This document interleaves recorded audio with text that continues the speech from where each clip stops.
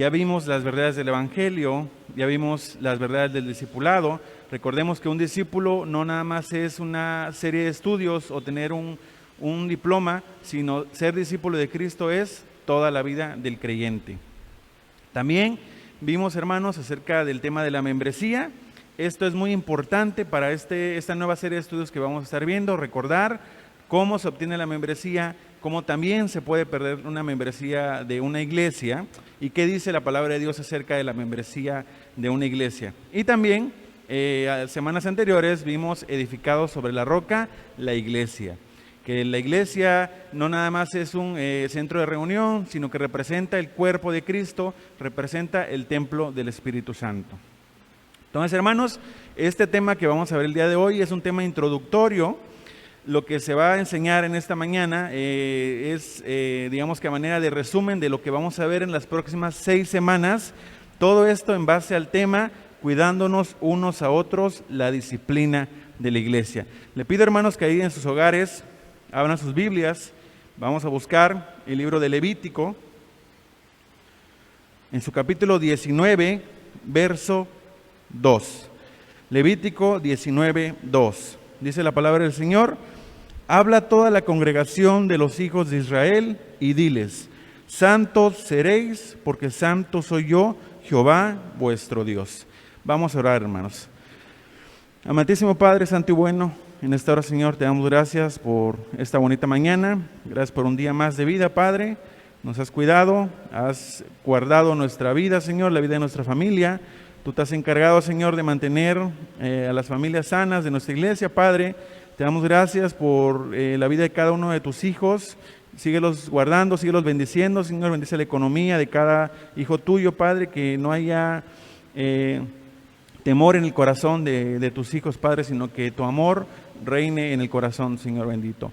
En esta hora te pedimos tu dirección, Señor. Habla a través de mí, enseña lo que tú quieres que aprendamos, Señor, lo que quieres que sepamos, que recordemos para hacer cada día a la imagen tuya, Padre.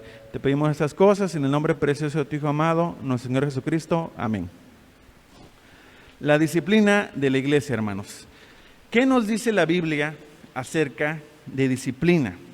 Es un tema bastante interesante, hermanos, un tema que a lo mejor a muchos les causa cierto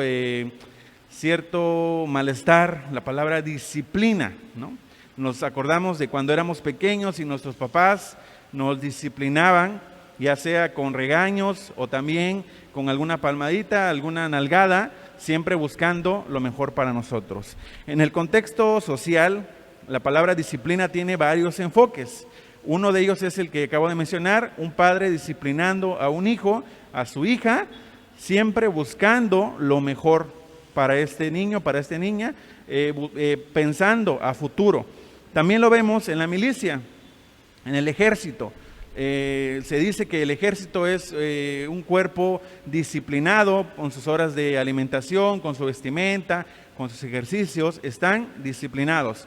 Y también podemos ver la palabra disciplina en un deporte. Se dice que un atleta ejerce una disciplina en base a su desempeño físico, en base a lo que ha trabajado por mucho tiempo y se ve reflejado a la hora de un deporte físico, ¿no? Pero en el contexto, hermanos, que nosotros vamos a ver la palabra disciplina, es el contexto eclesiástico, el contexto dentro de una iglesia. Recordemos, hermanos, que nosotros como creyentes de Jesucristo, como creyentes de Dios Todopoderoso, pertenecemos a una iglesia local a la cual debemos nuestras vidas, debemos tener que estar santos, buscar la santidad para agradar a Dios y poder pertenecer a una iglesia. ¿Qué nos dice la Biblia, hermanos, acerca de disciplina? ¿Hablará la palabra de Dios acerca de esta palabra disciplina? Tanto en el Antiguo Testamento como en el Nuevo Testamento vemos ejemplos, hermanos, prácticos, claros de la disciplina de Dios. El amor de Dios a través de la disciplina. Y esto con la intención, hermanos, de mostrar al hombre su error. De Génesis a Apocalipsis encontramos claros ejemplos de Dios hablando a través de su palabra para que el hombre corrija su mal camino, corrija el error en el que está viviendo y pueda entender que lo que está cometiendo es un error, es un pecado. Y si sigue por ese mal camino, sabemos cuál es la consecuencia, hermanos. Y este amor de Dios se demuestra en el Antiguo y en el Nuevo Testamento. En el Antiguo con una palabrita que vamos a estarla mencionando a lo largo de estas semanas, que en el hebreo la palabra disciplina significa yazar. Esta palabra también tiene connotaciones con corregir, amonestar, tiene esas variantes: corregir, amonestar, instruir, disciplinar, enseñar. Y para el griego, con el cual recordemos que el Nuevo Testamento se escribe en griego, encontramos la palabra paideia. Esta palabra igual se menciona en muchos pasajes de la palabra de Dios y hace alusión al entrenamiento de niños y a la formación de la naturaleza humana. De ahí se deriva la palabra pedagogía, hermanos. El ejemplo más práctico de yazar podemos encontrarlo en Deuteronomio, capítulo 11, verso 2. Le pido que lo busquen, hermanos, en su Biblia. Deuteronomio 11, 2. Dice la palabra de Dios: y comprended hoy, porque no hablo con vuestros hijos que no han sabido ni visto el castigo de Jehová, vuestro Dios, su grandeza, su mano poderosa y su brazo extendido. Aquí la palabra castigo es ese término, hermanos, yazar, hace alusión a que Dios le estaba hablando a su pueblo acerca de su grandeza y de su mano poderosa y de su brazo extendido. Este término también de yazar, hermanos, lo vemos en Proverbios capítulo 3, versículos 11 al 13. Proverbios capítulo 3, 11 al 13, hermanos, espero que estén ustedes con su Biblia en su mano buscando los pasajes que se están mencionando. Dice la palabra de Dios, Proverbios 3, 11 al 13: no menosprecéis, hijo mío, el castigo de Jehová, ni te fatigues de su corrección, porque Jehová al que ama castiga, como el padre al hijo a quien quiere. Bienaventurado el hombre que halla la sabiduría y que obtiene la inteligencia. Nuevamente, la palabra yazar, aquí traducida a castigar, porque Jehová al que ama castiga. Y en el 11, no menosprecéis, hijo mío, el castigo de Jehová. Esa es la idea fundamental, hermanos, de yazar. Y para el Nuevo Testamento, paideia. Lo vemos, hay muchos ejemplos igual, pero el más práctico es el que se encuentra en Hebreos 12, verso 8.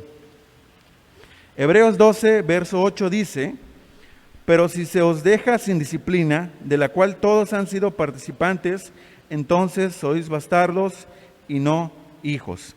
Podemos leer, hermanos, desde el verso 6: porque el Señor al que ama disciplina y azota a todo el que recibe por hijo. Si soportáis la disciplina, Dios os trata como a hijos, porque ¿qué hijo es aquel a quien el Padre no disciplina? Y nuevamente el 8: pero si se os deja sin disciplina, de la cual todos han sido participantes, entonces sois bastardos y no hijos. Esa palabra, hermanos, paideia, se puede traducir también como enseñar, instruir, capacitar. Estamos poniendo, hermanos, las bases para que estas próximas 6 semanas ustedes tengan claro lo que se quiere enseñar, lo que Dios quiere hablar a través de su palabra, en base a la disciplina bíblica. Entonces, hermanos, estas traducciones, estas palabras, tanto en hebreo como en griego, hacen alusión a eso, a la disciplina bíblica, la disciplina que viene de Dios. Podemos ponerle también el nombre de disciplina eclesial o eclesiástica. Disciplina eclesiástica. Es parte del proceso de discipulado de un cristiano. Por eso les decía al inicio de este estudio que es importante, hermanos, que ustedes recuerden los temas anteriores que hemos estado viendo. Los invitamos, ahí en la página del Facebook están todos los temas que se han compartido los domingos. En sus ratos libres ustedes pueden ir recordando los temas para tenerlos frescos. Y esa palabra disciplina entonces tiene que ver con discipulado. Es la parte en la que corregimos el pecado y dirigimos al discípulo a un camino mejor. Entonces, bíblicamente, ser discipulado tiene que ver con disciplina y viceversa. La disciplina tiene que ver con discipulado. Para poder entender, hermanos, de manera práctica, la palabra, en toda la palabra nos habla de 2 disciplinas. Divide la palabra disciplina en 2 partes. Primeramente, la disciplina formativa y también la disciplina correctiva. Los invito, hermanos, a que estas próximas semanas estén ustedes atentos a lo que se va a estar enseñando. Tiene que ver con estas dos disciplinas. Primeramente, la disciplina formativa, hermanos, es aquella disciplina preventiva. Su nombre lo dice, forma, da forma a. ¿Cómo la obtenemos? ¿Cómo obtenemos esa disciplina? Cada domingo, hermanos, a través de las predicaciones de nuestro pastor, a través de los estudios de nuestros maestros, en los martes de oración, buscando la dirección de Dios, hermanos, ahí encontramos la disciplina formativa. También puede ser la comunión con los hermanos, la comunión unos con otros, que ahorita por las condiciones en las que estamos, hermanos, a lo mejor se nos complica un poco, pero esperemos en Dios que esto ya vaya cambiando y podamos nuevamente estar reunidos con nuestros hermanos. También la disciplina formativa puede ser una palabra de aliento, también, hermanos, una llamada de atención, y es ahí donde como cristianos debemos recibir con gratitud la llamada de atención de un hermano que está viendo a lo mejor que estamos cometiendo un error y que nos quiere ayudar. Y también, hermanos, la disciplina formativa ayuda a formar el discípulo a través de la enseñanza. Veíamos en la palabra paideia que disciplina tiene que ver con enseñanza. Entonces, la disciplina formativa es enseñar, prevenir. ¿Acerca de qué, hermanos? Acerca del pecado. Por eso, a lo mejor a alguna persona que no está acostumbrada a escuchar predicaciones dirá, ¿por qué todos los domingos el pastor habla del pecado? ¿Por qué todos los domingos el pastor pareciera que está sobre lo mismo, sobre estén santos, sobre arrepiéntanse de sus pecados, confiesen al Señor? ¿Por qué? Porque sabemos, hermanos, que la vida de un discípulo cristiano es un constante arrepentimiento y un constante análisis de lo que estamos haciendo en nuestras vidas, buscando siempre la santidad que veíamos ahorita en Levíticos 19:2 y más adelante vamos a estar platicando. Y también, hermanos, la disciplina correctiva. Es ahí donde ya viene, digamos que la palabra corregir a nuestro español, corregir el pecado. Ya el creyente para la disciplina correctiva ya cayó en pecado y ahora es lidiar con el pecado de un hermano de la iglesia local. En pocas palabras, la disciplina correctiva es un cristiano ya pecó y ahora la iglesia debe tomar cartas en el asunto. La iglesia debe actuar. ¿Cómo lo hace, hermanos? Recordemos el tema de la membresía, por medio de la expulsión de un miembro de la iglesia por haber caído en un pecado, ojo, grave, sin demostrar arrepentimiento y no estar dispuesto a abandonar su pecado. Ahorita, hermanos, son ideas a lo mejor un poco nuevas para algunos, es un tema introductorio, les repito, que vamos a estar desarrollando con claridad a lo largo de estas semanas. El tema, hermanos, de la membresía y el tema de la iglesia que vimos nos va a ayudar bastante a entender esto. Porque entendemos, hermanos, que la membresía de una iglesia es una línea imaginaria que limita a una iglesia local del mundo exterior. Es una circunferencia imaginaria que encierra a los miembros de una iglesia. Nosotros, como primera iglesia cristiana bautista de Tehuantepec, podemos ejercer o se puede ejercer una disciplina a un miembro de nuestra congregación. Y no podemos actuar sobre personas que no pertenecen a nuestra congregación, aun que sean, digamos, de la misma denominación bautistas. Cada iglesia se rige a sí misma buscando la dirección de Dios. La disciplina correctiva, hermanos, tiene como fin ayudar a corregir al discípulo, corrigiendo el pecado. Para entender la disciplina eclesiástica debemos recordar, hermanos, por qué Dios creó al hombre.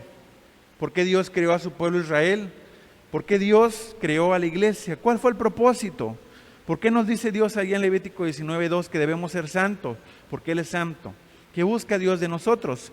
Y es ahí cuando vamos a conocer, hermanos, que Dios creó al universo con el fin de demostrar su gloria y su poder. Eso lo tenemos claro. Y creó el hombre para alabanza de su gloria. Eso lo podemos ver, hermanos, en Efesios capítulo 1, verso 3 al 6. Pido que lo busquen. Efesios capítulo 1, versos 3 al 6. Dice la palabra de Dios: bendito sea el Dios y Padre de nuestro Señor Jesucristo, que nos bendijo con esta bendición espiritual en los lugares celestiales en Cristo, según nos escogió en Él antes de la fundación del mundo, para que fuésemos santos y sin mancha delante de Él, en amor, habiéndonos predestinado para ser adoptados hijos suyos por medio de Jesucristo, según el puro afecto de su voluntad, para alabanza de la gloria de su gracia, con la cual nos hizo aceptos en el amado. Entonces, hermanos, fuimos creados con el firme propósito de demostrar la gloria, el poder de Dios y para la alabanza de su gloria. Pero sabemos, hermanos, la humanidad conoce, todas aquellas personas aún no cristianas han escuchado el relato del pecado original. Dios creó a Adán y Eva allá en los primeros capítulos de Génesis, pero ellos desobedecieron, como pudo haber sido cualquier otro humano, como cualquier otra persona. No obedeció a Dios, el único mandato que le había dado de no comer del fruto, del único fruto que Dios le había prohibido a Adán y Eva. Fallaron, y es ahí cuando nace el pecado original y entra el pecado a la humanidad, la desobediencia a Dios, y ahí comienza el pecado. Pero Dios, en su infinita misericordia, hermanos, vuelve otra vez a tratar de tener relación con el hombre, y es aquí cuando pacta con Abraham, recordemos, para la conformación de su pueblo Israel, y les da su ley. Lo leímos hace un momento, vamos a buscarlo nuevamente, Levítico 19, capítulo 2. Dios busca que su pueblo esté en santidad. Levítico 19, 2, habla a toda la congregación de los hijos de Israel y diles: santos seréis, porque santo soy yo, Jehová vuestro Dios. Dios creó al hombre, Dios pactó con su pueblo, buscando en todo momento, hermanos, la santidad. Se lo propuso a Adán y a Eva. Ellos desafortunadamente fallaron, cayeron en el engaño de Satanás, pecaron, fueron castigados, siendo expulsados del Edén. El pueblo de Israel, de igual manera, Dios le dio su ley. Recordemos allá en Éxodo 20, con los 10 mandamientos. Y esto podría ser, hermanos, podemos entenderlo como la disciplina formativa. Dios previniendo al hombre del pecado. Pero desafortunadamente, hermanos, nuevamente sale a relucir la naturaleza pecaminosa del hombre, y aún el pueblo de Israel, viendo el poder de Dios, toda la grandeza que había demostrado Dios con ellos en Egipto, con las 10 plagas, a la hora que cruzaron el mar, todo lo que hacía la nube de día, la columna de fuego de noche, el maná cayendo del cielo, todo lo que Dios había hecho por ellos, nuevamente el ser humano peca, no obedece y falla delante de Dios. Aún después de eso, Dios nuevamente tiene misericordia con el hombre. Aunque Israel sufrió el castigo de Dios, anduvo deambulando 40 años en el desierto por no creer, por no confiar a Dios. Aquí vemos la disciplina correctiva de Dios. Les dio la disciplina formativa, mostrándoles lo que no deberían hacer, su ley santa. El pueblo no obedeció y viene el castigo. Pudiendo haber llegado en 40 días al destino que Dios les había dado, la tierra prometida, tuvieron que deambular 40 años, y la generación que salió de Egipto, hermanos, no pudo entrar a la tierra prometida. Pero aún Dios, en su infinita misericordia, hermanos, vuelve a tener misericordia del hombre por medio del Redentor, con la llegada de nuestro Señor Jesucristo, con su crucifixión, con su sacrificio por cada uno de nosotros. Y es ahí cuando ya entramos nosotros, hermanos. Desde aquel día de Pentecostés, cuando el Espíritu Santo llega a la humanidad, llega y empieza a reinar en el corazón de los que creen en Jesucristo, desde ahí nace la iglesia. Y nuevamente ese pasaje de Levítico 19:2 nos lo recuerdan una y otra vez los apóstoles. Nos lo dice Pablo en sus cartas y también nos lo dice Pedro. Vamos a leer 1 de Pedro 1:16. 1 de Pedro 1:16 dice: porque escrito está, sed santos porque yo soy santo. Nuevamente la palabra santidad. Pedro nos dice, por si se les había olvidado lo de Levíticos, nuevamente, recuérdenlo. Y eso ya lo escribe a nosotros, hermanos, a la iglesia que confía en Jesucristo. Entonces, vamos agarrando forma con esto de la disciplina eclesiástica. Dios es santo, ya lo demostró. Por lo tanto, la iglesia, que es el cuerpo de Cristo, debe ser santa. Y eso nos lleva a que los miembros, que son los que forman la iglesia de Cristo, deben ser santos. Y es aquí, hermanos, donde empieza a tomar significado la palabra disciplina. Todo va en función a la santidad de Dios. La disciplina, hermanos, cuando se vuelve correctiva, duele. Aquellos hermanos, hermanas que están viendo ahorita la transmisión o que posteriormente lo verán, si en algún momento de su vida fueron disciplinados por la iglesia local, sabrán lo que se siente. Aunque no es un castigo físico, no es un castigo que lastime nuestra piel, duele en el ego, hermanos, duele en el orgullo. Y es ahí donde se demuestra el arrepentimiento de un creyente. Si un creyente, hermanos, acepta la disciplina, porque cabe mencionar que desafortunadamente hay creyentes que cuando son disciplinados por su iglesia local, se les hace fácil decir, perfecto, les agradezco, no me vuelvo a parar acá. Y eso no demuestra, hermanos, que este hombre, esa mujer realmente haya conocido a Jesucristo, que realmente haya tenido un encuentro personal con Jesús, sino demuestra que a lo mejor nada más estaba de paso por una iglesia y que por una u otra se hizo miembro, pero al no aceptar, buscar la santidad de Dios, la iglesia lo reprende, lo exhorta, lo expulsa de la congregación y esta persona decide ya no pedir perdón, ya no acercarse y alejarse por completo.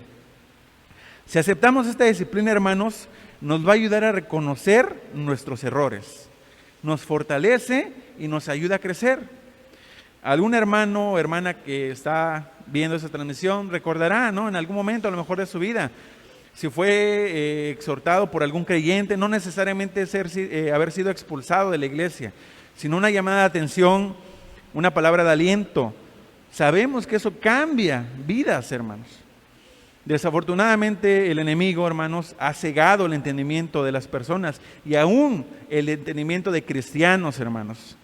Y no nada más podemos entender a cristianos nuevos en el Evangelio. Cristianos de 20, de 30 años, pastores, diáconos, han caído en error, en pecado. ¿Por qué, hermanos?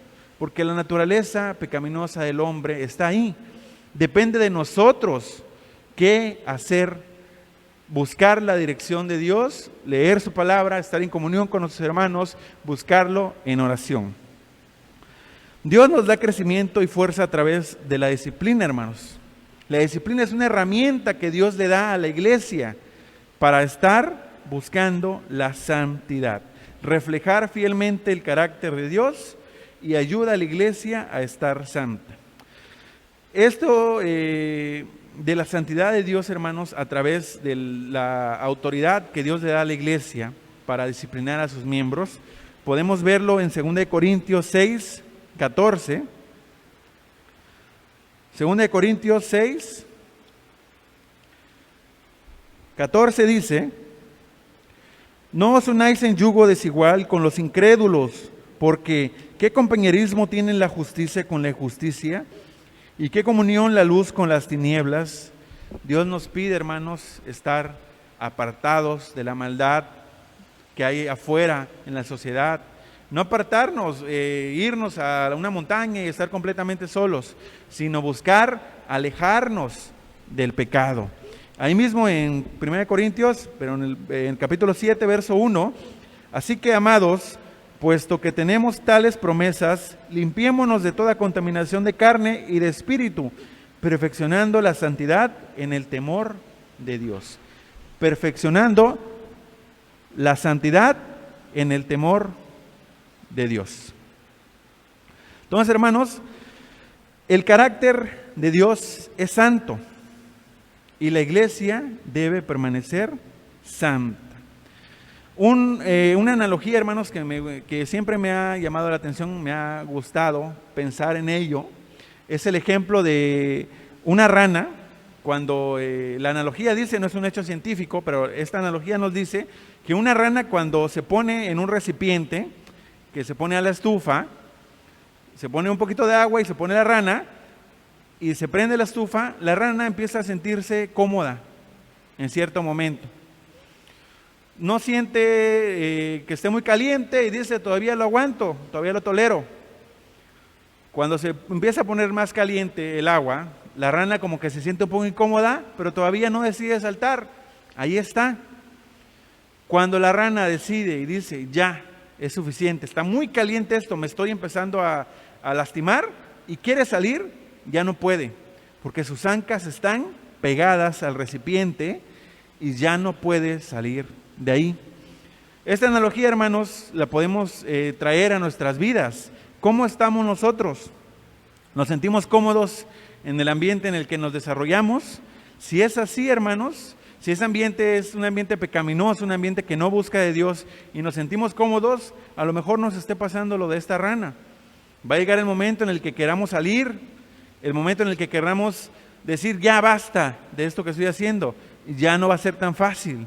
No imposible, pero nos va a costar trabajo, hermanos. Y también puede que Dios use algo para llamarnos, alguna enfermedad, algún castigo que Dios utilice para poder traer nuevamente a este miembro a sus pies. Se estarán preguntando algunos, ¿cómo funciona la disciplina? Si no tenemos, hermanos, en la mente los estudios anteriores del estudio de la membresía, podemos entender que la disciplina, hermanos, siempre va a ser en amor.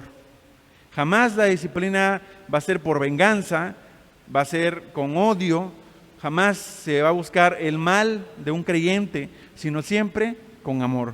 Y no hay mayor ejemplo en la palabra, hermanos, que lo que el Señor Jesucristo nos dijo allá en Mateo 18.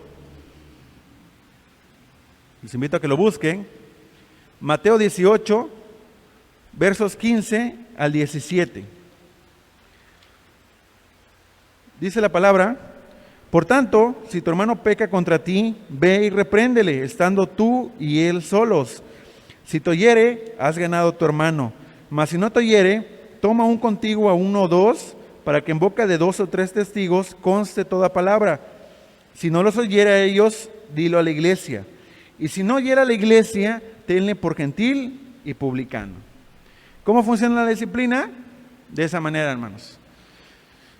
Cuando usted, hermano o hermana, ve que algún creyente está cometiendo un error, que está viviendo a lo mejor en un pecado que, como dijera Pablo a los Corintios, no es nombrado ni en las personas que no son cristianas, usted puede y tiene la autoridad de ir a hablar con este hermano y hacerle ver su error. Decirle, hermano, hermana, lo que está usted haciendo no es correcto. No nos dice acá el Señor Jesucristo que tengamos que levantar chismes, que tengamos que ir y hablarle a todo el mundo de lo que este hermano o hermana está viviendo, sino uno. Si esto no funciona, ve y comunícalo. En nuestra iglesia, lo más sensato sería ir y hablar con el pastor, decirle, hermano, está pasando esto con un miembro de nuestra iglesia, ¿qué podemos hacer?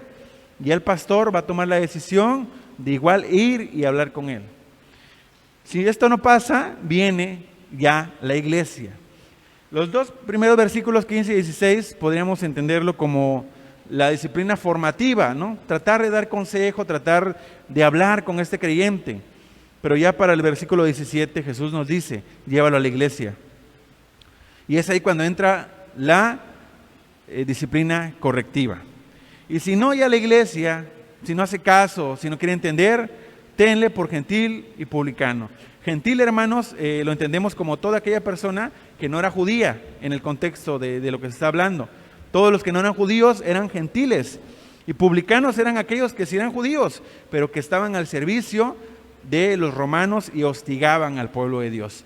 O sea, nos dice el Señor Jesucristo, tenle como alguien extraño, alguien que no pertenece a tu pueblo, ¿no? Entonces, podríamos entender que así funciona la disciplina, hermanos, paso por paso.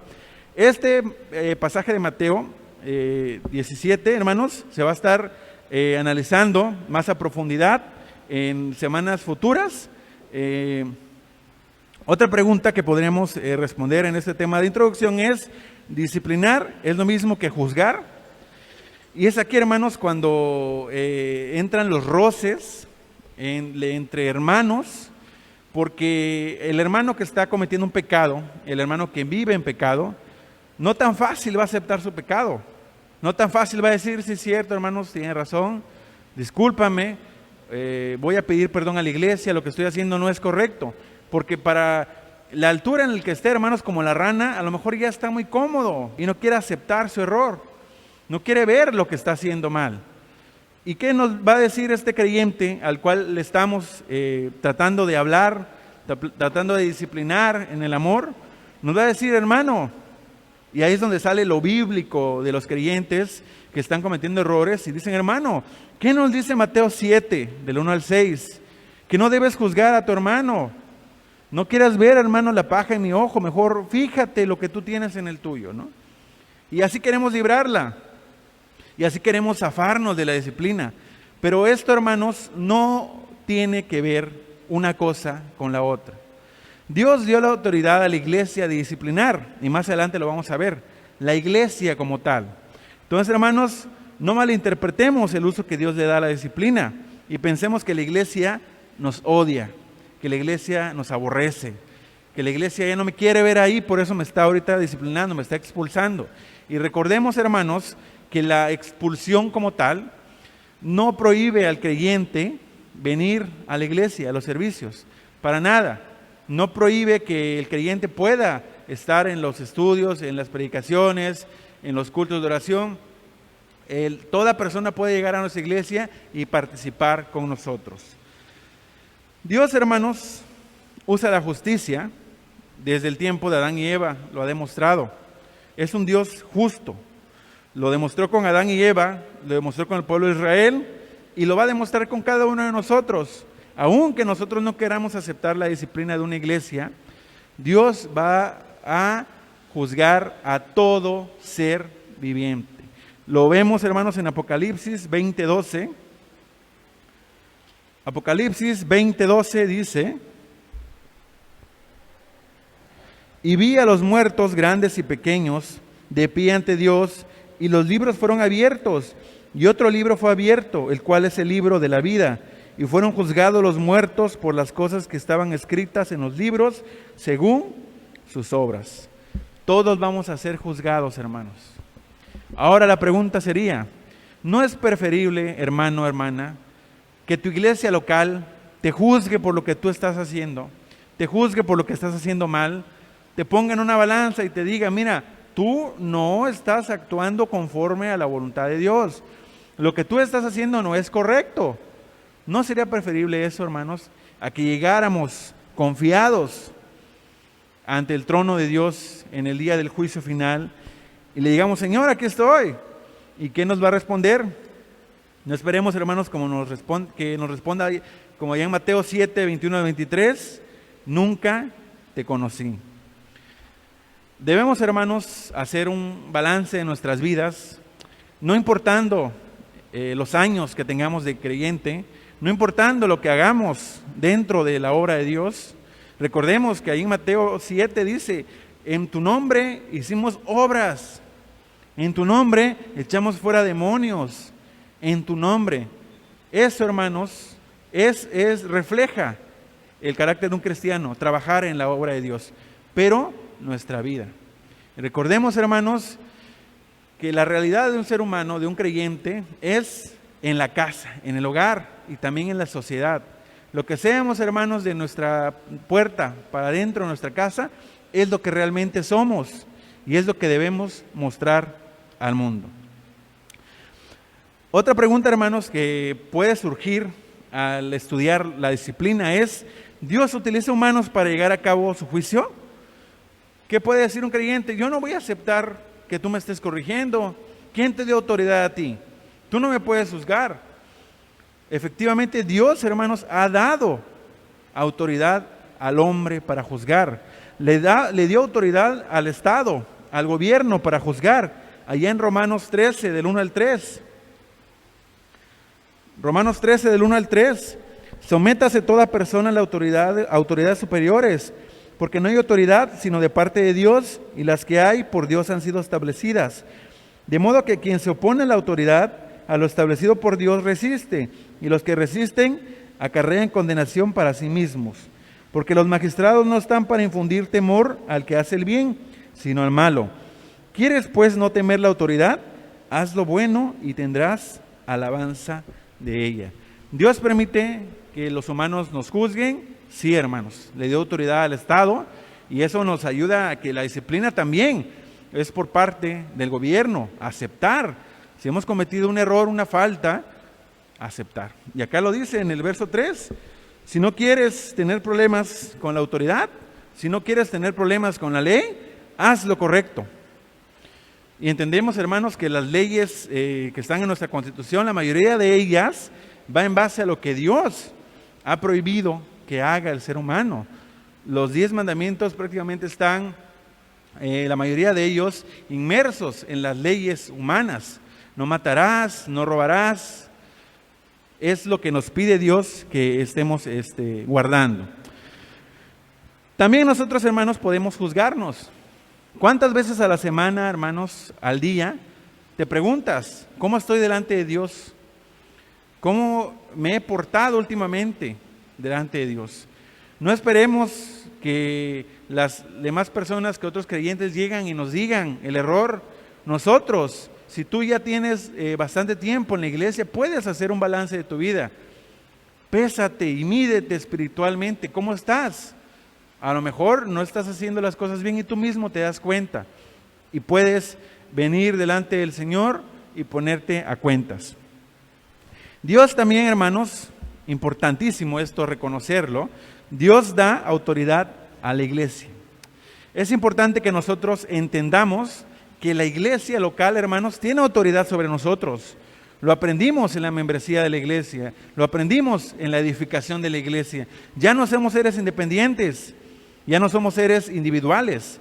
Tú, miembro de la primera iglesia cristiana bautista de Tehuantepec, te debes a tus hermanos de tu iglesia, te debes a tus diáconos, te debes a tu pastor, te debes a esos hermanos y le debes también rendir cuentas de una u otra manera de lo que estás viviendo, de lo que estás haciendo.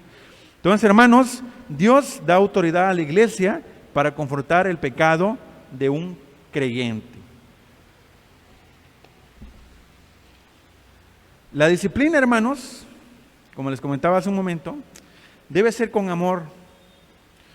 La palabra, hermanos, que es áspera, lastima, dice Proverbios. Hasta en la forma de hablarle a un creyente, a un cristiano, debemos tener sabiduría. Si usted, hermano, hermana, ha visto que algún creyente está cometiendo algún error, sea cual sea, hermanos, el creyente puede ser un mismo diácono, puede ser un mismo coordinador, puede ser el mismo pastor. Si alguien está viendo, si estás viendo que lo que está haciendo el hermano no es correcto a lo mejor, o a tus ojos no es correcto, pide la dirección de Dios. Ora por este hermano. No esperemos, hermanos, y no decimos en nuestro corazón, tengamos cuidado con eso, de que un hermano caiga. Porque desafortunadamente el corazón del creyente, el corazón del ser humano es malo. Y a veces inconscientemente pensamos, decimos cosas que a lo mejor no es algo bueno delante de Dios. Antes bien, hermanos, oremos por nuestros líderes, oremos por nuestro pastor constantemente, oremos por nuestros diáconos, por los hermanos que están al frente de los ministerios, para que Dios pueda guardarlos, para que como seres humanos puedan vencer las tentaciones que son iguales a cualquier otra persona. Vamos a ver, hermanos, ya para ir finalizando, ejemplos claros, una especie de introducción a lo que Dios usa la disciplina para hablar. Se preguntarán algunas personas que están viendo esta transmisión y que a lo mejor el contexto eclesiástico, el contexto de iglesia les es nuevo, pensarán, bueno, ¿qué puede hacer un creyente o un cristiano para ser expulsado de su iglesia? ¿Será a lo mejor una mentira por ahí? ¿O será a lo mejor una grosería que haya dicho? Recordemos, hermanos, que como Pablo habló a los corintios, hay pecados que aún no son nombrados, que aún ni en la sociedad ni en el mundo no se nombran, pero que desafortunadamente creyentes, personas que se dicen ser cristianas, las cometen, hermanos. Y es ahí cuando la iglesia no puede permitir que el nombre de Dios sea pisoteado. Vamos a ver ejemplos prácticos, algunos de ellos, de qué puede disciplinar la iglesia. Uno de ellos, hermanos, está en Hechos 17, verso 16. Les pido que lo busquen. Hechos 17, verso 16. Pablo en Atenas, dice, mientras Pablo los esperaba en Atenas, su espíritu se enardecía viendo la ciudad entregada a la idolatría. En este pasaje, hermanos, Pablo venía huyendo de un lugar a otro, lo venía siguiendo por estar en contra de la idolatría. Algunos dirán, hermano, pues es obvio, un creyente, un cristiano, pues no va a adorar imágenes.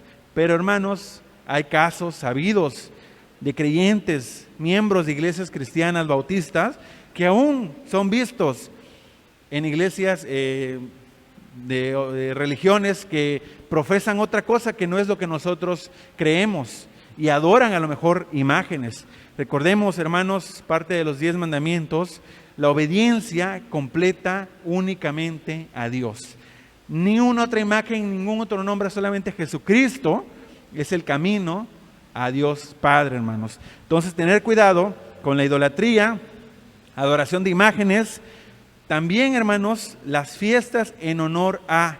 Tener cuidado con eso, porque a veces es dado que los creyentes participan en ese tipo de situaciones y la iglesia debe tomar cartas en el asunto. No se puede permitir, hermanos, aún que se ponga de antemano otro tipo de situaciones, las fiestas en honor a ídolos, no es permitido que un creyente de una iglesia participe en ellas.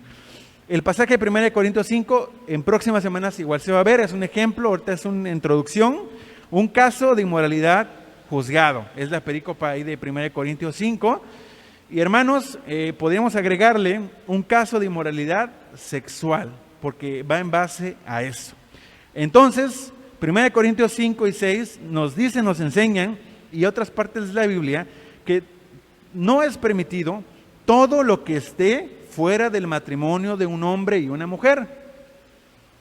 Todo lo que esté fuera del matrimonio de un hombre y una mujer no se permite dentro de una iglesia cristiana, hermanos, bautista. Puede ponerse el nombre que les venga a la mente: adulterio, fornicación, homosexualidad, unión libre, entre otras cosas, hermanos, que en la sociedad actual es muy natural verlo, es muy natural escucharlo, pero que dentro de la iglesia no se puede permitir, hermanos. Entonces, ese es otro ejemplo que vamos a estar viendo en las próximas semanas. En 1 de Timoteo, capítulo 3, igual hace alusión, en su casa pueden ustedes estudiarlo, hermanos, tomar nota. 1 de Timoteo, capítulo 3, habla de las características loables de un cristiano. Irreprensible, dice Pablo a Timoteo, fiel, prudente, decoroso, hospedador. O sea que un cristiano, hermanos, no puede ser un hombre que sea a lo mejor fácil de decirle: mira, tú has hecho esto, tú eres violento, tú eres grosero, no tratas bien a las personas. Un cristiano, hermanos, un creyente, aún que pueda decir una persona: es que así es mi carácter. No, hermanos, debemos tener y buscar el carácter de Dios. No ser impulsivos, no ser altaneros, no demostrar a lo mejor querer buscar superioridad en lugares, a lo mejor no dentro de una iglesia, ¿no? Pero en otro espacio, tratando de humillar a las personas o ganar algún puesto en nuestro trabajo, humillando a las personas, hermanos. En Santiago 3, hermanos, es un pasaje igual bastante conocido, específicamente el verso 1, Santiago 3:1, y todo el capítulo 3 nos habla acerca de la lengua.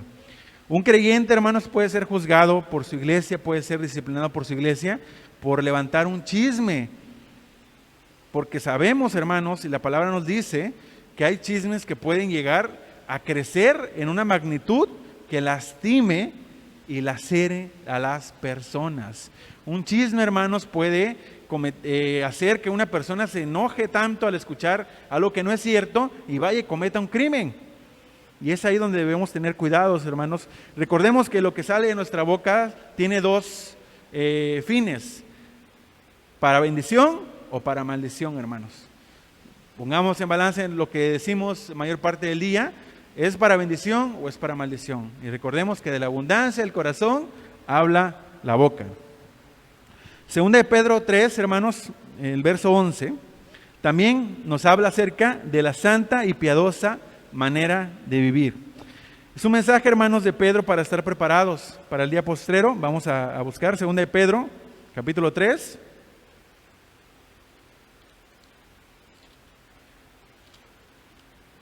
Segunda de Pedro, capítulo 3, 11, dice la palabra del Señor: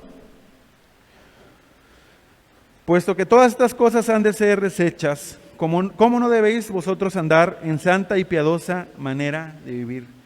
Recordemos, hermanos, que el fin de los tiempos está cerca. No sabemos la hora, no sabemos el día, pero lo que es una realidad, y tenemos fe nosotros los creyentes en Jesucristo, que va a regresar en gloria, hermanos, y que esta tierra, que este cielo va a ser destruido y va a ser creado cielo nuevo y tierra nueva, hermanos. Entonces dice ahí Pedro, ¿por qué no estar buscando la santidad diaria? Una piadosa manera de vivir. ¿Cómo vivimos, hermanos, nuestras vidas? ¿En qué concepto nos tienen nuestros vecinos, nuestros compañeros de trabajo? ¿Cómo somos catalogados cuando alguien pregunta por nosotros? Entonces, hermanos, debemos perseverar en la doctrina de Cristo. Debemos buscar la dirección de Dios. Para resumir este tema introductorio, hermanos, que es bastante extenso, yo les repito nuevamente, ya lo he dicho varias veces en este estudio, pero quisiera en el amor del Señor que ustedes estén atentos en las próximas semanas para que aprendamos juntos lo que Dios quiere para nuestras vidas. A manera de resumen, la disciplina eclesiástica se resume facilito: obediencia a Dios. Estemos preparados, hermanos, para el juicio final. Recordemos, nadie tiene la vida comprada. Podemos morir en cualquier momento, en un accidente, en una situación que no está en nuestras manos, podemos fallecer. ¿Cómo vamos a llegar delante de Dios? Voy a leerles, hermanos, ya para terminar este estudio, 5 razones efectivas por el cual mostramos amor a través de la disciplina. ¿Cómo muestras amor tú a través de la disciplina? Primero, porque quieres que el individuo disciplinado corrija su vida. No queremos que ninguno de nuestra iglesia se pierda. Decía un estudio de lo que estamos, un hermano que escribió un estudio de lo que estamos analizando, que la membresía de la iglesia debe parecerse lo máximo que se pueda a los que van a entrar en la gloria celestial. Entonces la iglesia debe buscar el bien del individuo disciplinado. También, hermanos, otros cristianos deben ver el peligro del pecado. Si vemos que un creyente ha sido disciplinado por un error que nosotros estamos cometiendo, que nos caiga el 20, como el dicho, ¿no? Si ves que tu vecino, las barbas de tu vecino cortar, pon las tuyas a remojar, analízate. Lo que yo estoy haciendo es casi lo que este hermano hizo y por eso lo disciplinaron, debo corregir mi vida. También la salud de la iglesia en su conjunto, la santidad de Dios. El testimonio corporativo de la iglesia y por tanto por aquellos que no son cristianos en la comunidad. Recordemos, hermanos, que la gente de allá afuera nos ve y que solamente busca pretextos para decir, no, ellos son iguales. No, ¿para qué voy a la iglesia si fulanito o fulanita es lo mismo que yo, hace lo mismo que yo? Entonces, hermanos, debemos estar buscando la santidad. Y para englobar todo, ¿por qué debemos recibir y acatar la disciplina? Para la gloria de Dios por medio de la santidad. Entonces, hermanos, este tema introductorio, espero que les sea de interés, que se interesen ustedes por lo que está por venir. Preparemos, hermanos, nuestras vidas, estemos conscientes que viene un juicio en el cual seremos nosotros puestos a prueba. Y ahí va a depender de lo que hayamos hecho, hermanos, cómo nos hayamos comportado. Pues, hermanos, que el Señor les bendiga. Esperemos que continúen con nosotros en este momento de enseñanza. Dios los bendiga, hermanos.